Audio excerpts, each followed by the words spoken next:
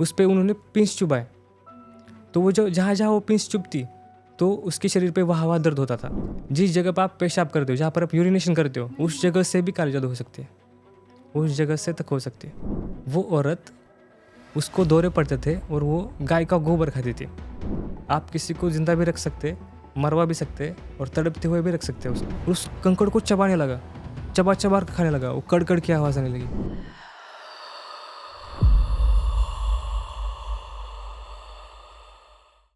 Hello lovely people, welcome to scary pumpkin horror podcast, जो सुनाता है डर की सच्ची कहानी उन्हीं की जुबानी। आज हमारे साथ एक खास मेहमान है।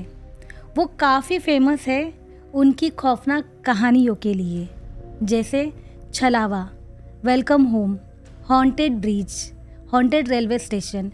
ऐसी कई सारी खौफनाक कहानियाँ उन्होंने लिखी है और उनका नाम है धीरज कुमार साळुंखे।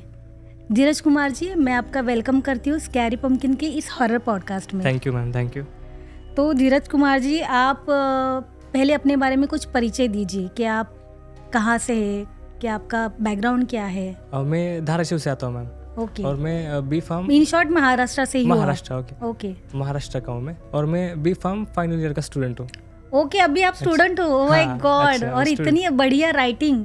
एक्चुअली जब हम लोग अभी पॉडकास्ट के लिए जब मिले कुछ देर पहले, मैं भी सरप्राइज हो गई कि धीरज कुमार साळुंखे पक्का ये है क्या, क्योंकि इनकी जो राइटिंग है वो काफ़ी मैच्योर है और दिल दहला देने वाली सारी कहानियाँ हैं आपकी। तो मैं भी थोड़ा शॉक हो गई। इतने यंग आप, मतलब यहाँ पे कैसे, हॉरर में कैसे आए आप? इतना परफेक्शन इसलिए मैम, क्योंकि मैंने जो राइटिंग की शुरुआत की थी, वो शुरुआत मैंने 11th से की थी। 11th की। और जब मैंने मेरी फर्स्ट स्टोरी लिखी थी, वो 12 पार्ट्स की एक स्टोरी थी, लंबी सी। ओके। लगभग 3 घंटे की थी वो स्टोरी। तो मैं लगातार 1 साल तक लिख रहा था। और जब तक उसमें परफेक्शन नहीं आता, मैं तब तक वो लिखता ही गया था। तो उसके बाद जो मेरा मतलब दिमाग बैठ गया उसमें, कैसे लिखना है, इसके मतलब इसमें कौन सी चीज़ें होनी चाहिए, कौन सी ऐड होनी चाहिए। आपको इंटरेस्ट आने लगा? हाँ, इंटरेस्ट आने लगा फिर मुझे। और वो जो मेरी पहली स्टोरी थी, उसका नाम था बोरगांव फाटा। बोरगांव फाटा। ओके। तो वो इतनी ज़्यादा लोगों को पसंद आई, बहुत ज़्यादा। और मुझे काफ़ी सारे कॉम्प्लीमेंट्स भी मिले थे, मुझे कॉल्स भी आते थे और ईमेल्स भी आते थे। तो उसके बाद मुझे ऐसा लगा कि मैं क्यों नहीं राइटिंग मतलब अभी से कंटिन्यू करूं। तो उसके बाद से मैंने लिखना स्टार्ट कर दिया और मुझे धीरे धीरे से इसमें इंटरेस्ट आने लगा। मुझे भूतों की कहानियाँ सुनने में पसंद आया, मैं पसंद करता था भूतों की कहानियाँ सुनने में। और फिर भी जो रियल इंसिडेंट्स थे, जब मैं वो सुनता था तो मुझे लगता था कि क्यों ना मैं और सुनूं। कई लोगों से बातचीत करता था, उनसे वो हॉरर एक्सपीरियंस जो था वो सुनता था। ओके। तो उसमें से मुझे हर बार मैं एक ना एक स्टोरी से, किसी न किसी स्टोरी से मैं इंस्पिरेशन उठाता था और उससे एक बढ़िया स्टोरी बनाता था, जैसे कि छलावा। तो वो जो स्टोरी थी, तो वो हमारे धाराशिव से बाहर एक गाँव है, येडशी बोल के। तो वहाँ से मैं जब ट्रैवल कर रहा था, तब वहाँ से सिर्फ चाय पीने के लिए हम एक ढाबे पर रुके थे। तो वहाँ पे 2 ट्रक ड्राइवर जो थे, तो मैंने सिर्फ सुना कि चकवा बोल रहे थे, चकवा, ये वर्ड मैंने सुना। और मैंने इससे पहले भी उसके बारे में सुना था कि ये एक भूत का प्रकार है। फिर तब उसने मतलब मुझे इंटरेस्ट आया और मैं उनके पास जाकर बैठ गया। मैंने बोला, आप अभी क्या बोले थे, चकवा के बारे में आप क्या बोले? तो बोला, चकवा मुझे लग चुका था। ओके। और दूर भी नहीं, किधर, उसी येडशी के घाट में। उधर एक घाट है, उसी घाट में उसे चकवा लगा था। मतलब वो लगभग 3 से 4 घंटे तक वहाँ पर ट्रक ड्राइव कर रहा था, लेकिन फिर भी उसे लूप में फंस गया था और वो बाहर ही नहीं निकल रहा था। तो उसी से इंस्पायर होकर आपने छलावा लिख दिया। अच्छा। तो सारे कहानियों के पीछे कुछ ना कुछ रियल इंसिडेंट है उसमें से। ओके, इसीलिए इतनी खौफनाक और रोंगटे खड़ी करने वाली कहानी आप लिख पाते हो। हाँ मैम, हाँ। तो आज आप क्या सुनाने वाले हो हमारे ऑडियंस को? आज तो मैं सभी बताने वाला हूँ, लेकिन स्टेप बाय स्टेप करेंगे। जी बिल्कुल। मेरा सबसे जो बड़ा इंटरेस्टिंग एरिया है, उस मतलब एक टॉपिक है, वो है काला जादू। एक ऐसी चीज़ है, मानो तो सच है और न मानो तो सच नहीं है। राइट। हम काफ़ी सारे लोगों से पूछते हैं कि यार तुम काला जादू में यकीन करते हो क्या? तो कुछ लोग बोलते हैं नहीं यार, मैं नहीं करता, क्योंकि मेरा यकीन ही नहीं है, कुछ तो फालतू चीज़ें होती है। कोई सो काली गुड़िया उठाते, उसको खाली पिंच चुबाते हुए बैठते, वो सच नहीं होता, ऐसे बोलते हो। राइट। पर आप बिलीव करते हो? हाँ, मैं बिलीव करता हूँ। ओके। क्योंकि मेरा करीब का दोस्त था, उसके साथ ये हुआ था। आपने अनुभव किया है। हाँ, और उसी से इंस्पायर होके मैं जो ओमेगल स्टोरी थी, ओमेगल हॉरर स्टोरी, वो लिखी थी। हुआ यूँ था कि मेरा दोस्त जो था उसे रात में घूमने की आदत थी। वो खाना खाता और 11-12 बजे अकेला टहलता था। तो उसके घर के पास छोटा सा फॉरेस्ट टाइप का एक एरिया था, तो वो वहाँ पर चक्कर लगाता था रात को। तो एक दिन वैसे ही वो खाना खाने के बाद वो वहाँ पे टहल रहा था। उसके दूसरे दिन वो बीमार पड़ गया। उसके स्टमक मतलब पेट दर्द कर रहा था उसको उल्टियाँ आनी शुरू हो गई।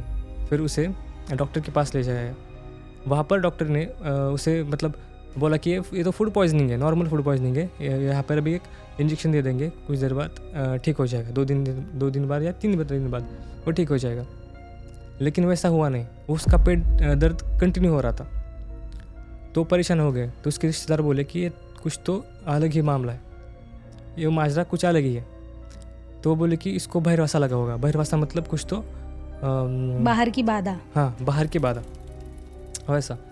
तो उन्होंने एक आदमी को दिखा जो पुजारी टाइप सा होता है, साधु बाबा, तांत्रिक जैसा, मुझे याद नहीं आ रहा ठीक से, देवऋषि बोलते उसको, देवऋषि। तो उन्होंने उसे एक देवऋषि को दिखाया।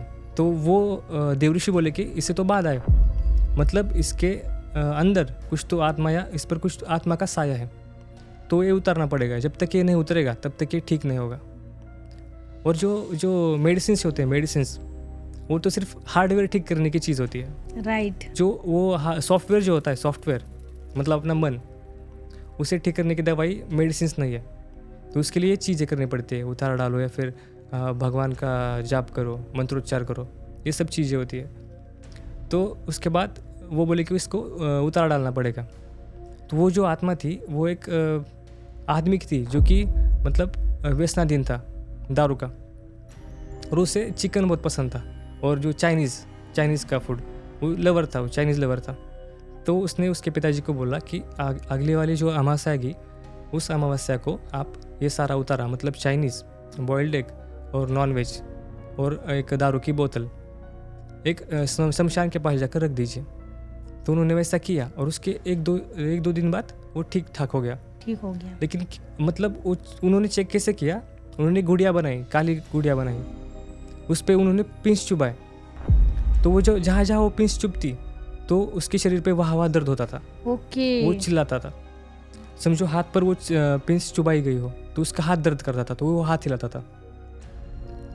तो मेरे दिमाग में आया कि इधर हम डॉल को पिंच चुभाते हैं और उधर उसकी मूवमेंट हो रही है, उधर उसको दर्द हो रहा है। तो इसी पे बेस्ड मैंने एक स्टोरी बनाई थी जो कि ओमेगल हॉरर स्टोरी।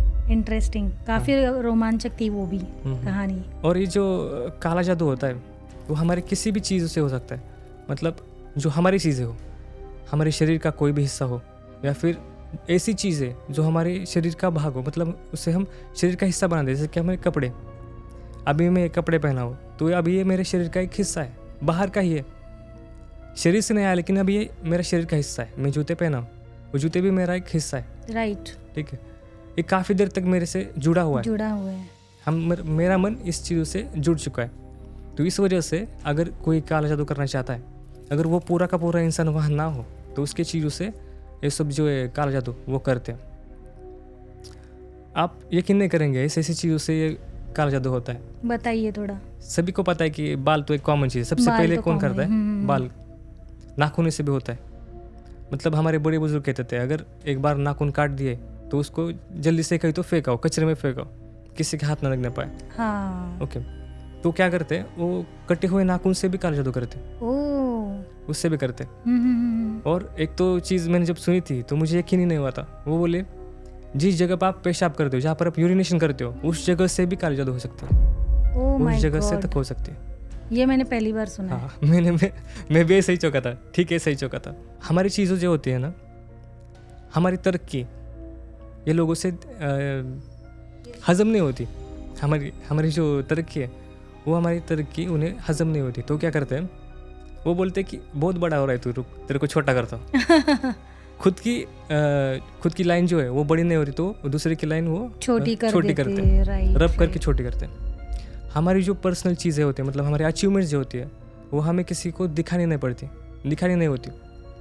क्या पता अगर मैं मेरी सबसे हाईएस्ट अचीवमेंट में वहाँ पर रख दूँ और जो मेरा रिलेटिव हो या फिर कोई मुझसे चलने वाला आदमी हो तो उसे ठीक ना लगे, यार ये तो बहुत बड़ा हो रहा है और मैं गरीब का गरीब रह गया, फिर इसे भी मेरी तरह छोटा बनना पड़ेगा। तो इससे ईर्ष्या का भाव निर्माण होता है और वो ये जो काला जादू है वो करते। और जो सामान जो है ना ऐसा, मतलब हमारी बाल, नाखून, ऐसे जो सामान होते हैं वो एक तो चीज़ें हमसे मांग के लेते या फिर चुपचाप से हमारे सामान उठा लेते।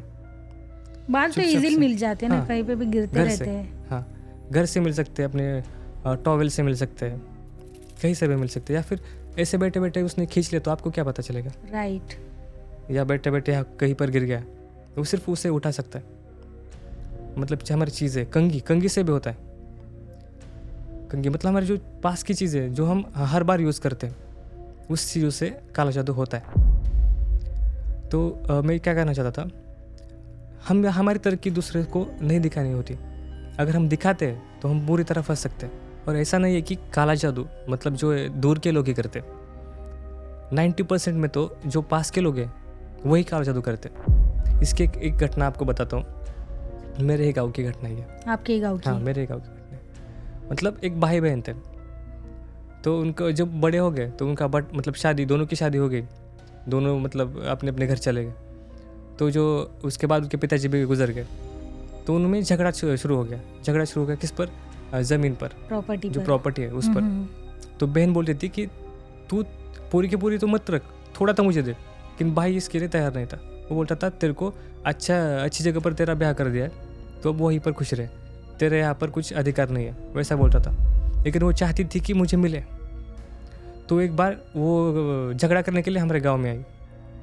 तो इतना बड़ा झगड़ा था कि गांव वाले पूरे वहाँ पर उनकी भीड़ लग गई वहाँ पर। तो झगड़े में वो जो आदमी था, जो भाई था, तो उसने कुछ भला बुरा कह दिया होगा।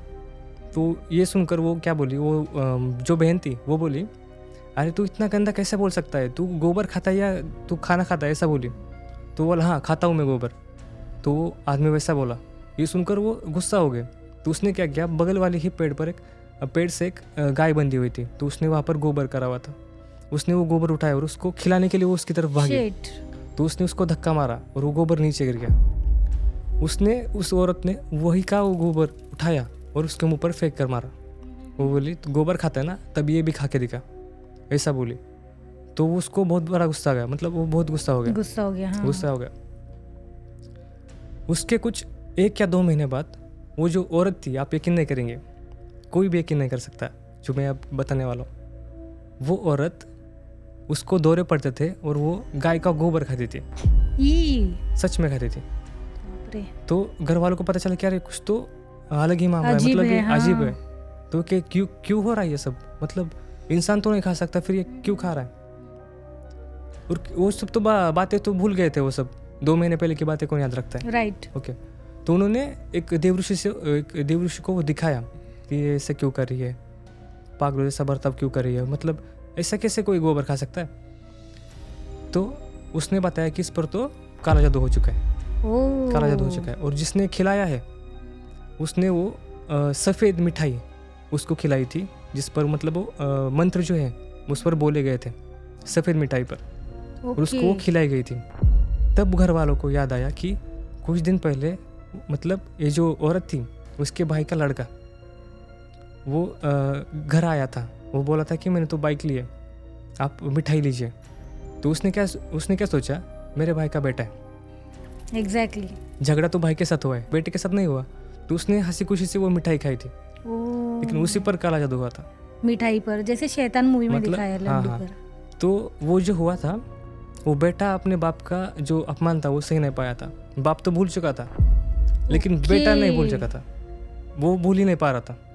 तो उसने खुद के, मतलब हमारे यहाँ पे आत्या बोलते, तो खुद की आत्या पर उसने काला जादू किया था। अनबिलीवेबल था। मुझे तो लगा कि भाई ने किया होगा उसके। भाई ने नहीं, उसके बेटे ने किया था। ओके, बेटे को वो इंसल्ट हाँ, पूरी की पूरी गाँव था ना वहाँ पे, लगभग आधा गाँव था वहाँ पे, सबके सामने। अगर कोई किसी के, आप समझ सकते हो कैसे, उसको वो बहुत बुरा लगा था वो।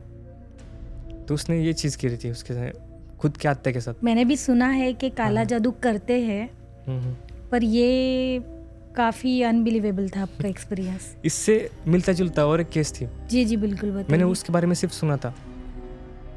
मतलब वो जो आदमी वो उस आदमी को दौरे पड़ते थे और वो क्या करता था, लोगों को भौंकता था और काटता था, कुत्ते के जैसे। हाँ, कुत्ते के जैसे काटता था।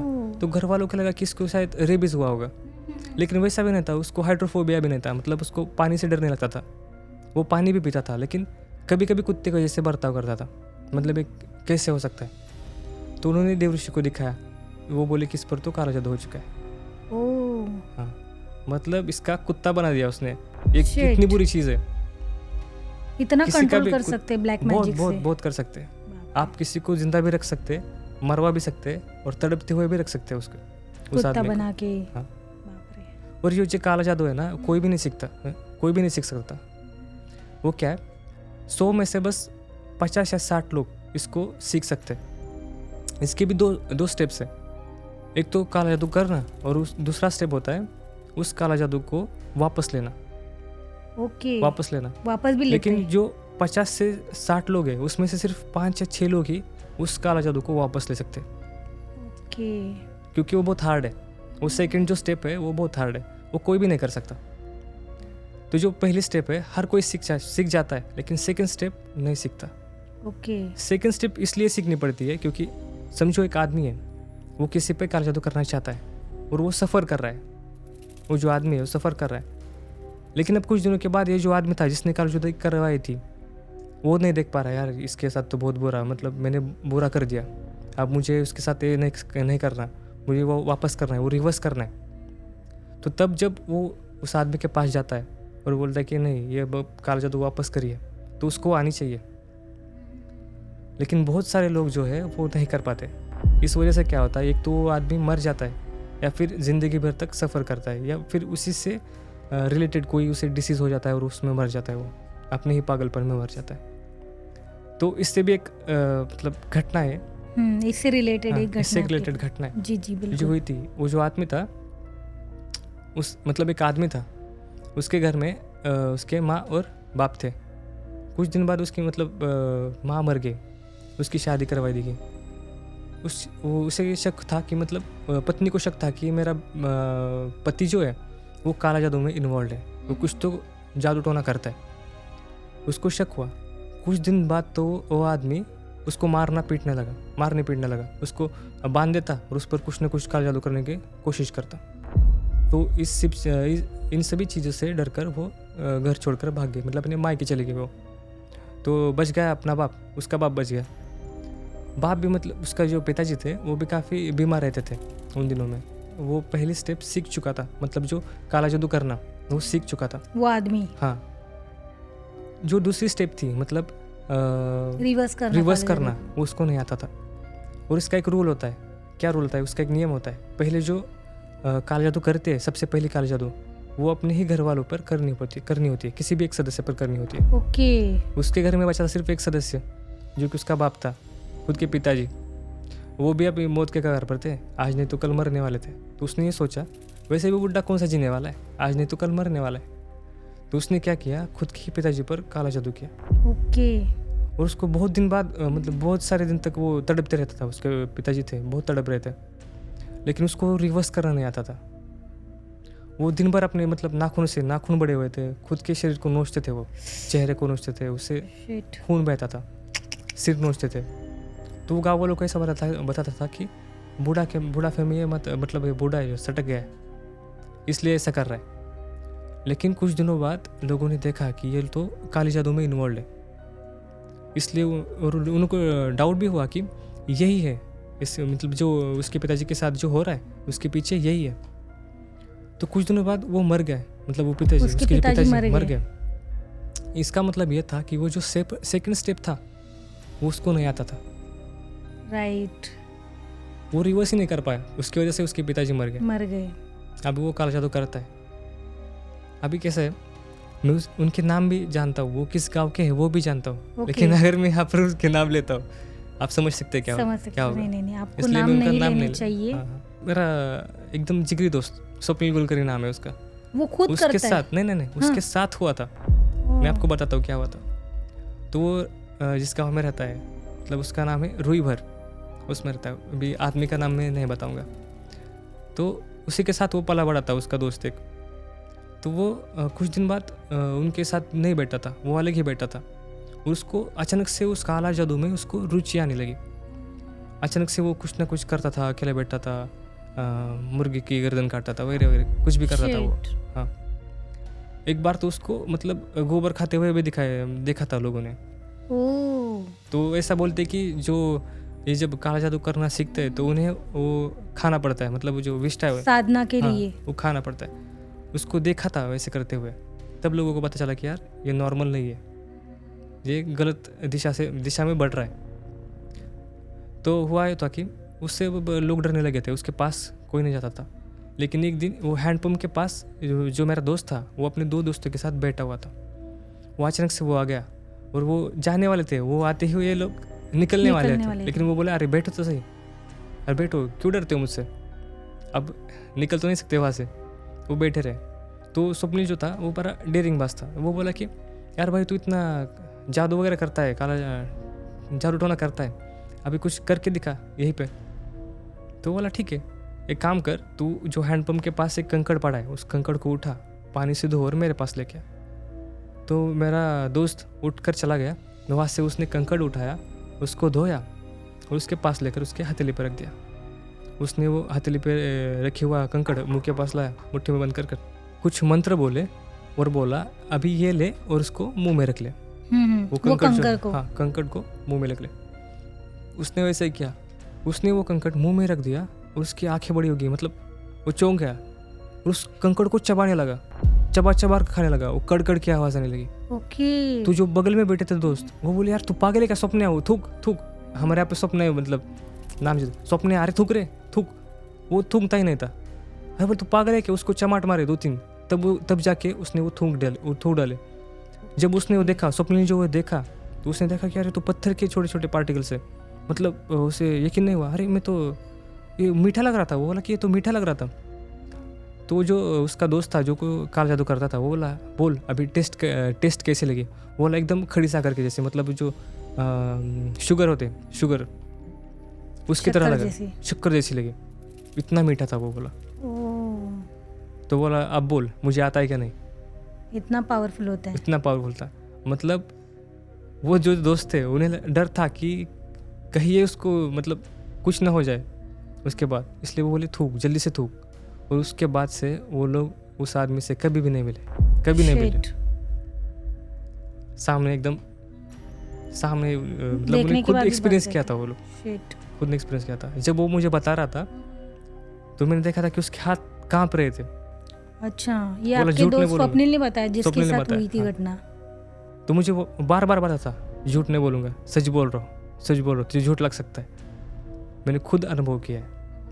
मैंने कंकड़ मुंह में रखा था और मुझे मीठा लगा था, इसलिए उसको चबा रहा था।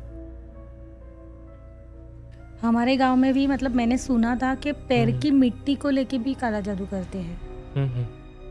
ले सकते, क्योंकि अभी कुछ देर के लिए वो आपके बॉडी का एक हिस्सा बन चुका था ना। और ऐसा हो गया था ना कि जिनके साथ ये घटना हुई थी तो उन भाइयों की कुछ सेम जमीन को लेकर ही कुछ था। तो जो भाई था ना, उन्होंने कुछ नहीं किया, तो उसकी बीवी ने किया था ऐसे कुछ। और जो पैर की जो मिट्टी ली थी ना, धूल, तो उससे कुछ काला जादू किया था और पैर पर ही वो काला जादू हो गया। पैर पर ही हो गया? हाँ, मतलब समझ गए आप, जैसे एक्सीडेंट हो गया और उसमें पैर की हड्डी टूट गई, वैसा होता। वैसे मतलब अभी तभी तो मैं बहुत छोटी थी और सुना था सिर्फ, तो अभी तभी तो बिलीव नहीं किया था और अभी भी उतना है नहीं, पर लोग बोलते होता है, खुद अनुभव करते हैं तो कहीं पे थोड़ा लगता है कि अरे सचमुच होता होगा। एक तो मतलब लेडीज लोग में ना, मतलब हमेशा चर्चा रहते कि मेरे बाल सबसे लंबे, घने और सुंदर है, आपके नहीं है, मतलब ये क्या है, ये तो झाड़ू है, ऐसे बोलते, मतलब हंसी मजाक में बोलते। राइट। ऐसी ये घटना घटी थी कलम में। मेरा एक दोस्त था सुजय, मतलब है सुजय, उसके मम्मी के साथ ही हुआ था। ओके। तब मुझे नहीं पता था कि ऐसा कुछ हुआ है। मैं एक्सीडेंटली कलम गया था, तो मैंने सोचा कि यार क्यों ना सुजय से मिला जाए। मैं उसके घर चला गया तो दरवाज़ा खटखटाया, वो बाहर आया। मैंने देखा कि तो काफ़ी पतला हो चुका है, मतलब पहले काफ़ी हट्टा कट्टा था वो, लेकिन अब तो पतला हो चुका है। मैंने पूछा यार क्यों रे, खाता नहीं क्या तू? तो वो बोला कि यार नहीं रे यार, कुछ घर की परेशानियाँ हैं। मैंने बोला कैसी परेशानियाँ? तो बोला कि आजकल आई थोड़ी सी बीमार रहने लगती है, मतलब बीमार है, काफ़ी दिनों से बीमार है, उससे कुछ तो हुआ है। बोला कुछ तो हुआ है, मतलब क्या हुआ है, आखिर क्या हुआ है? तभी एक दूसरे कमरे से मुझे वो उनकी चीख सुनाई दी। तो पहली बार सुनकर मतलब मैं घबरा गया, अरे ऐसे क्यों चिल्ला रही वो? मैंने पूछा यार क्या हुआ है? तो बोला कुछ नहीं, मतलब तू पहले तो शांत रहा। और मैंने देखा कि उसका चेहरा मतलब थोड़ा सा दुखी हो चुका है, उसकी आँखों में कुछ नमी सी दिखने लगी थी। मैंने पूछा यार क्या हुआ है, सच बता क्या हुआ है? तो बोला यार आई को बांध कर रखा है रूम में। बोला क्यों? उसको मतलब उन्हें बेड से बांधा गया था। क्यों, इसका कारण भी सुनिए, ऐसा क्यों किया था? मैंने बोला क्यों, ऐसा क्यों किया? तो बोलता है कि माँ को अचानक से दौरे पड़ते हैं, मतलब अचानक से होती है ये सब चीज़ें है ना, वो अचानक से होती है। तो अचानक से वो अपनी बाल जो है, सिर के बाल, वो खींचने लगती है ज़ोर ज़ोर से, ज़ोर ज़ोर से खींचने लगती है। और कई बार तो इसने मतलब उसकी माँ ने खुद के बाल ऐसे उखाड़ दिए थे और उस जख्म से खून भी बहता था, लेकिन वो फिर भी चुप नहीं बैठती थी, फिर भी नोच रही थी, खुद के बाल ही नोचती थी। तो ये देखकर वो घरवाले जो थे उसको बांध कर रखते थे। वो कई सारे डॉक्टर को दिखाया था, लेकिन वो वैसा ही करती थी। तो मैंने पूछा कुछ मतलब दिमाग पे कुछ असर हुआ है क्या? है, बोला नहीं वैसा नहीं है कुछ। एक पुजारी थे वहाँ के दत्त मंदिर में, तो वो बोले कि इस पर कुछ तो है, मतलब कुछ तो काला जादू हुआ है इनके ऊपर। तो मैं बोला इनके ऊपर क्यों? बोला कोई जादू टोना कैसे कर सकता है, वो तो काफ़ी अच्छी है, कौन कर सकता है? मतलब बोला कुछ झगड़े वगैरह होते क्या किससे? बोला नहीं, झगड़े तो नहीं होते थे। बोला फिर कौन कर सकता है ये? ठीक है, फिर वहाँ पर मैंने उससे कुछ मुलाकात की और फिर मैं घर लौट गया। उसके कुछ 2-3 महीने बाद उसी ने मुझे कॉल किया था। वो बोला अरे धीरिया, अरे ती कौन होते समझ ले, मतलब वो कौन था वो मुझे समझ गया, पता चल गया। बोला कौन, बोल। तो बोला हमारे घर के सामने जो आंटी है उन्होंने किया था। बोला क्यों किया था? बोले कि मेरी आई जो थी उसके बाल जो थे बहुत लंबे और मतलब घने थे, बहुत सुंदर थे, वो कमर से नीचे तक आते थे उनके बाल, काफ़ी सुंदर थे। उसकी वजह से वो काफ़ी सुंदर दिखती थी। उसके घर के सामने से जो औरत थी उसके बाल छोटे थे, उसको जलन होती थी बालों से। तो वो नहीं चाहती थी कि ये जो बाल है मतलब उनके बाल भी मेरे जैसे हो, ऐसे चाहती थी वो, इसलिए उन्होंने वो जादू टोना किया था। उनके लिए काफ़ी आसान, उनको काफ़ी आसान गया, मतलब उस औरत को काफ़ी आसान गया। सिर्फ घर जाना था, बाल लेना था। हाँ, ऐसे बैठ गए, कंघी से बाल निकाला और घर चले गए। काला जादू कर दिया। ये भूत प्रेत काला जादू बाल पर ही क्यों आते हैं? वही तो, इसलिए तो बोलते कि मतलब औरतों को बोलते अपने बाल ढक कर रखा करो, मतलब सुंदरता, वही तो सुंदरता है। राइट, औरत की सुंदरता बालों में होती है। एग्जैक्टली। अगर किसी के बाल सफ़ेद हो तो मतलब वो खुश नहीं रहती वो औरत, उसे लगता है कि यार मैं बूढ़ी हो रही हूँ, मेरी एजिंग हो रही है, मैं जवान नहीं रही अब, वैसा। तो अगर किसी के आसपास के किसी के बाल अगर लंबे हैं और काले हैं तो हमेशा उस बालों को देखती रहती हो, मतलब हमेशा, मतलब कैसे बाल है, नॉर्मली लंबे बाल है, काले है, घने हैं, तो हम लोग कॉम्प्लीमेंट करते हैं, अरे बाल देख, अरे इसके बाल देख, इसके बाल देख। ऐसे लोग चुप बैठते, वो मन में ही रखते, वो कॉम्प्लीमेंट भी नहीं करते, जलन वैसी होती ना, मन में रखते हो, वो दिखाते ऐसी चीजें करके दिखाते हो। पर इतनी छोटी सी बात के लिए काला जादू करना, किसी को इतना तकलीफ देना, कैसा है? मतलब कोई लोग जो है बहुत सोचते हैं, बहुत विचार करते हो कि मेरे क्यों नहीं है, इसके क्यों है। जब हम कार लेते हैं तो हम बड़ी खुशी से उसका जो पिक्चर है वो लेके अपने स्टोरी पर रख देते हैं, फिर स्टेटस पर रख देते हैं, हम तब बहुत खुश होते हैं। लेकिन हमारी खुशी कितने लोगों को राज आती है, मतलब कितने लोग उसको सह पाते हैं। राइट। उसको लगता है तो काफ़ी बड़ा हो रहा है, मेरे पास क्या है, मेरे पास स्कूटर है, इतना बड़ा कैसे हो रहा है, उनको जलन होने लगती है उस चीज़ से। राइट। कोई भी चीज़ अगर अपने से दूसरों को अगर बड़ी अच्छी है, मतलब उसके पास बहुत अच्छी है, हमसे भी ज़्यादा अच्छी है, तो जलन होने लगती है। तो यही से नज़र लगने लगती है। नज़र इसे बोलते हैं नज़र लगना। ये भी काफ़ी सही है। मतलब ये नज़र जो लगती है वो सच में होती है नज़र। राइट, वो भी एनर्जी होती है ना, नेगेटिव एनर्जी। देखा होगा जो लोग सोशल मीडिया पर अपने रिलेशनशिप स्टेटस डालते हैं, हमेशा उसकी पोस्टिंग करते रहते हैं, उनके ही डाइवोर्स पहले होते हैं। मतलब वो सेपरेट होते हैं, राइट, बहुत जल्दी होते हैं। ऐसा क्यों? क्योंकि उनको नज़र लग जाती है। आपने देखा होगा, फॉर एग्जाम्पल नहीं दूंगा, आपने देखा होगा कि कुछ सेलिब्रिटीज तो मर चुके हैं, उनकी तो मौत हो चुकी है। वो काफ़ी फेमस कपल थे। देखा अभी रिसेंटली भी एक क्रिकेटर का देखा था मैंने कि काफ़ी वो लोग एक्टिव थे सोशल मीडिया पे, और अचानक से डाइवोर्स डिक्लेयर कर दिया उन्होंने। ये काफ़ी हो रहा है। जो लोग अपना रिलेशनशिप स्टेटस शेयर करते हैं उनके साथ तो हम मतलब होता ही होता है उनके साथ। कम से कम ये 50% या 60% लोगों के साथ हो रहा है। अभी गाड़ी का मैंने कार का एग्जांपल लिया। कार लेते हैं, उसको नज़र जब लगती है तो उसका एक्सीडेंट्स होना, मतलब उसकी खराबी होनी शुरू होती है। आपने देखा होगा, स्क्रैचेस लगना। नई कार ली है और कुछ ही दिनों बाद उसका एक्सीडेंट हुआ है। क्यों होता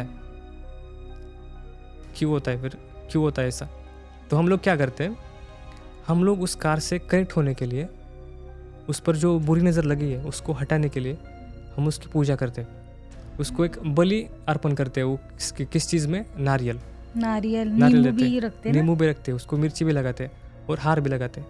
हम उसका आदर करने लगते हैं ताकि हम उसके साथ अच्छे से कनेक्ट हो पाए। अगर हम उसके साथ अच्छे से कनेक्ट हो पाते हैं तो उस पर जो बुरी चीज़ें हैं, नज़र लगना वगैरह, नेगेटिव एनर्जी जो है वो वहाँ पर अट्रैक्ट नहीं होंगी और वो हमें प्रोटेक्ट कर देगी। सिर्फ इंसानों को लगता है कि ये जो नॉन लिविंग चीज़ें हैं इसमें कुछ नहीं है, लेकिन ये हमारे से कनेक्ट हुई होती है। मेरी जो कपड़े, इसलिए तो काला जादू होता है ना। राइट, हमारी कार भी हमसे कनेक्टेड होती है। हम जब उसकी अच्छे से देखभाल, मतलब उसकी केयर रखते हैं, तो आपने देखा होगा कि उस पर कुछ खरोच वगैरह नहीं आती और एक्सीडेंट भी बहुत कम होते हैं उससे। एक बार जो हम उससे डिस्कनेक्ट हो गए तो समझो कुछ ना कुछ होगा। उसको खुश करना होगा, उसको वो वाहन है हमारा, उसके साथ हम ज़्यादातर अपना वक्त बिताते हैं। ठीक है, मतलब जो अमावस की रात आती है, हर कोई बोलता है अपनी अपनी गाड़ियाँ धोनी चाहिए, उसको हार लगाना चाहिए, नारियल फोड़ना चाहिए, उसको मंदिर लेकर जाते हैं, उसको अच्छे से उसकी आरती उतारती है। इसलिए उतारते हैं ताकि हम उसके साथ कनेक्ट हो पाए, इसलिए करते हैं। और ये चीज़ें मतलब सही है। अगर ऐसा करते हैं तो बहुत सारे मतलब जो हादसे वो टल सकते हैं, बहुत सारे हादसे टल सकते हैं। करने वाले तो ऐसे भी जादू टोना करते हैं। वो क्या करेंगे, ऐसी जो डॉल्स है या फिर कुछ नींबू मिर्ची हो, उस पर कुछ तो मंत्र बोलेंगे और चुपचाप से आपके कार के नीचे आकर लटका देंगे, पता भी नहीं चलेगा। या फिर मेरे खुद के घर में हुआ था, मेरे पापा के बेड के नीचे से एक नींबू मिर्ची लटक रही थी, किसी को पता भी नहीं था बहुत दिनों तक। उस वक्त हमें बहुत बड़ा बिजनेस का लॉस हुआ था। बहुत लॉस हुआ था। मतलब वो घर में आकर कौन लटका कर चला गया ये भी पता नहीं था। मेरी आई तक मतलब चौंक गई थी कि यार ये किसने लगा दिया, कौन कब आ गया घर में, कौन लटका कर चला गया। राइट, ये सब चीज़ें होती है। मेरे ख्याल से तो ईर्ष्या करना ही नहीं चाहिए। कंपेयर क्यों करना एक दूसरे को? ये तो ह्यूमन का मतलब इंसानों का स्वभाव है। स्वभाव है तो वो तो होगा ही। पर मुझे लगता है अपने आप को प्रोटेक्ट करने के लिए जो बन सकता है वो करना चाहिए। प्रोटेक्ट करने के लिए मतलब जो स्पिरिचुअली ग्रो हो चुका है उसको ये चीज़ें नहीं पकड़ती। आपने सुना होगा कि काला जादू किसी पर वर्क करता है तो किसी पर वर्क नहीं करता। वो किन लोगों पर वर्क नहीं करता? जो स्पिरिचुअली ग्रो हो चुके हैं, जो अच्छे से मतलब भगवान के साथ कनेक्ट हो चुके हैं, ऑरा स्ट्रांग है, जो मेंटली स्ट्रांग है। नेगेटिव एनर्जीज जो होती है, जो मेंटली स्ट्रांग नहीं होते, जो मेंटली वीक होते हैं, उनसे ज़्यादा कनेक्ट हो जाती है, उनकी तरफ वो ज़्यादा अट्रैक्ट हो जाती है। समझिए कोई मेंटली स्ट्रांग है, खुद पर कॉन्फिडेंस है उसका, वो काफ़ी मतलब काफ़ी ताकतवर है मेंटली उसका ऑरा काफ़ी स्ट्रांग है, तो उस पर काला जादू नहीं होता। कितना भी कीजिए और जो दुखी है और जो मेंटल स्ट्रेंथ जो है वो बिल्ड तभी हो सकती है जब आप स्पिरिचुअली ग्रो करते हैं। एग्जैक्टली हमेशा। और ऐसे जो लोग होते हैं मतलब जो स्पिरिचुअली ग्रो कर चुके हैं उन्हें वो नेगेटिव वाइब्स जल्दी से समझ में आते हैं, यार यहाँ कुछ तो गड़बड़े, तो यहाँ से निकलना पड़ेगा जल्दी से। वो वहाँ पर रहते भी नहीं है, बैठते भी नहीं है और दूसरों को भी बताते कि यार कुछ तो यहाँ पर गलत है, यहाँ पर मत बैठो। वो प्रेडिक्ट कर पाते हैं एनर्जी को, हाँ। क्योंकि वो खुद के कॉन्शियसनेस को इतना वो लेवल पे जा चुके होते हैं कि उनको फील होता है कि यहाँ पे एनर्जी है वो नेगेटिव है या पॉजिटिव है। जैसे कोई बोलते हैं कि अगर कहीं पर भूत है या कुछ एंटिटी है या कुछ एनर्जी है तो वो हमें रात में ही क्यों सुनाई देती है। एक्चुअली वो दिन में भी होती है पर हम लोग उतना शोर होता है तो हमें सुनाई नहीं देती है, महसूस नहीं होती। यस, महसूस नहीं होती है, पर रात को होती है क्योंकि सन्नाटा होता है। तो सेम जो स्पिरिचुअली काफ़ी ग्रो कर चुके हैं, जिनका ऑरा स्ट्रांग होता है, वो ये सब एनर्जी फील कर पाते हैं, तो वो वहाँ से निकल पाते, उससे फंसते नहीं है। जो हमें बोलते पितर बोलते हैं उसको, पितर। ये जो शब्द है मतलब अपने पूर्वज, हमारे जो पूर्वज है, तो हम लोग हमारे पूर्वजों से कनेक्ट होते हैं, मतलब कनेक्ट हो चुके होते हैं। जब हमारा जन्म होता है तब हम हमारे जो भी पूर्वज होते हैं, अभी तक के सभी पूर्वज, तो हम उनसे कनेक्टेड होते हैं, तभी तो हम लोग उनको भोग लगाते हैं। उनको याद करना पड़ता है। अगर आप किसी इम्पोर्टेंट काम करने जा रहे हैं तो उनको याद करना होता है, मतलब यार मेरे पितर, मन उनको प्रार्थना करना पड़ता है कि ये जो मेरा हो रहा है ये अच्छे से हो जाए, हाँ ये सब अच्छे से हो जाए। अगर वो हम पर क्या बोलते क्रोधित हो जाते हैं, अगर हम पर उसका रोष बनता है तो हम कुछ भी नहीं कर सकते। और आपने सुना है कि जिस घर में पितृदोष होता है वहाँ के लोग एक के बाद मरने लगते, उनकी आयु बहुत कम होती है। ओके। एक के बाद एक साल एक मर गए, दूसरे साल दूसरा मरेगा, फिर कोई ना कोई मरेगा। ये तब तक नहीं थमेगा जब तक वो जो उनकी शांति नहीं होती, वो पितरों की वो शांति करनी पड़ती है, उनको याद करना पड़ता है। किसी भी चीज़ अगर कोई चीज़ करनी है तो उनको याद करना पड़ता है, मान देना पड़ता है उनको। और कनेक्ट कैसे है तो साइंस भी बोलता है जीन्स, हमारे जो जीन्स है वो उन्हीं की देन है ना, राइट। इसलिए हम कनेक्टेड है। जो हम चीज़ देख पाते हैं सिर्फ वही संसार नहीं है, मतलब जो वर्ल्ड है, जो चीज़ें हम देखते हैं वही वर्ल्ड नहीं है। जो देखते हैं असल में ये ऐसा भी हो सकता है कि ये सिर्फ 1% हो और 99% हमने देखा ही नहीं हो। एग्जैक्टली हो सकता है, नहीं देख सकते कुछ चीज़ों को नहीं देख सकते, राइट, पर एग्जिस्ट होती है। उसका कुछ ना कुछ मतलब क्राइटेरिया होता है। जैसे कि अगर हमें एटम्स या इलेक्ट्रॉन्स देखने हो तो हम क्या करते हैं, उसको इलेक्ट्रॉन माइक्रोस्कोप के मतलब उससे देखते हैं। अगर आपको ये आत्माएं वगैरह देखना है तो कैसे देख सकते हैं? सामान्य आदमी मतलब आंखों से नहीं देख सकते। आंखों से एटम देख सकते क्या? नहीं देख सकते। एनर्जीज नहीं देख सकते हम, एयर भी हम लोग नहीं देख सकते। तो कुछ चीज़ें हम आंखों से नहीं दिखती, वो दिखती है कैसे? वो माइंड से, हमारी स्पिरिचुअलिटी से दिखते हैं। मतलब कोई जो प्रेडिक्ट करता है कि यार नहीं यहाँ पर कुछ तो है, या इस पर किसी का साया है, ये तक प्रेडिक्ट करते हैं, राइट। इसके साथ कुछ तो अलग है, मतलब कुछ तो बुरा है, ये भी प्रेडिक्ट करते हैं। वो सब स्पिरिचुअली ग्रो हो चुके हैं ना, मतलब उनकी आँखें कुछ पूरे आसपास होती है, राइट। वो चीज़ें वो उनकी आंखें वो देख पाती है जो खुली आंखों को नहीं दिखती, राइट। यस। और जो कुत्ते हम कुत्तों को मतलब क्या बोलते हैं उसको, बदनाम है वो तो कुत्ते, लेकिन कुत्ते जो है वो अच्छे इंसान की पहचान कर सकते हैं। वो उन्हीं के पास जाते हैं जो मन से अच्छा हो, जो मन से साफ हो। जो लोग क्राइम वगैरह करते हैं उनके पास नहीं भटकते कुत्ते, ज़्यादातर कुत्ते नहीं भटकते। अभी वो हाइब्रिड वाले कुत्ते की बात मैं नहीं कर रहा जो हमारे के असल नस्ल के कुत्ते हैं, यहाँ के जो काले कुत्ते बोलते हैं यहाँ पर जो घूमते हैं, आपने देखा कि वो सिर्फ कुछ ही लोगों के पास जाते हैं। अगर मैं खड़ा हूँ तो मेरे पास मेरे थे, सिर्फ समझो मैं मेरे दोस्तों के साथ खड़ा हुआ पर 5-6 दोस्त हैं, तो कुत्ता सिर्फ एक के पास जाएगा या फिर 2 के पास जाएगा। जितने अच्छे आदमी दिल से साफ है उसके पास ही जाता है, क्योंकि वो समझ सकता है कि ये आदमी कैसा है, मन से कैसा, मतलब अच्छा है या बुरा है। वो फील करते हैं, फील करता है एनर्जीज को। एग्जैक्टली हमारी आंखों से जो दिखता है उनको वो नहीं दिखता, उनकी आंखें कुछ और देख पाती हैं। वहाँ पर एक लिमिटेशन है, हम भी कुछ लिमिटेड देख सकते हैं, उसके बाहर नहीं देख सकते। शायद फ्यूचर में ऐसा इंस्ट्रूमेंट भी आए जो देख सकेगा एनर्जीज को। ऑब्वियसली अभी जो रेडियोमीटर वगैरह आते हैं एनर्जी को वो देख पाते हैं कि हाँ वो मीटर बचता है, तो शायद वैसी कुछ टेक्नोलॉजी आगे आ जाए।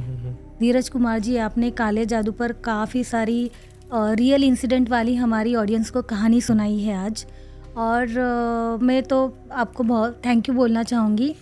दूसरी बात यह है कि आपको कैसा लग रहा है पॉडकास्ट में आके? मुझे काफ़ी बढ़िया लगा, क्योंकि ये जो बातें हैं किसी को भी सुनाई नहीं जाती।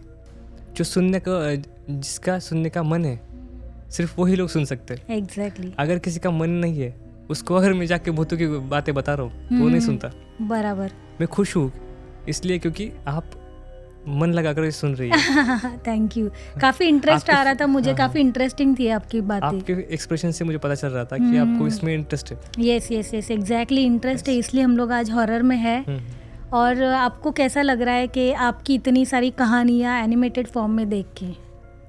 मतलब मैं जब कहानी इमेजिन करता था, मुझे लगता था कि अगर ये जो मैं इमेजिनेशन करता हूँ वो अगर लोग अपने आंखों के सामने देख पाए तो कैसा होगा, ये सोचता था। तो वो जो सोच थी वो रियल में लाई, वो स्कैरी पम्पकिन ने लाई। Oh thank you so much. जो मतलब जो व्यूअर्स थे, मतलब जो ऑडियंस थी, उस ऑडियंस ने मेरा टैलेंट और आपका टैलेंट एक साथ देख लिया स्क्रीन पर। और हमें भी काफ़ी मज़ा आता है जब आप जैसे राइटर्स हमें इतनी रोमांचक, खौफनाक, स्पूकी कहानी हमें भेजते हो, तो हमें एक अलग इंस्पिरेशन मिलता है कि अरे काम करना है इस कहानी पे, और क्या कर सकते और क्या कर सकते। और आपके जैसे राइटर्स हमें अप्रिशिएट करते हैं कि हाँ ये एग्जैक्टली ऐसे हुआ है जैसे मैंने सोचा था। आपने भी कई बार बोला है अरे मैम ये तो एग्जैक्टली ऐसे ही हुआ है जैसे सोचा था।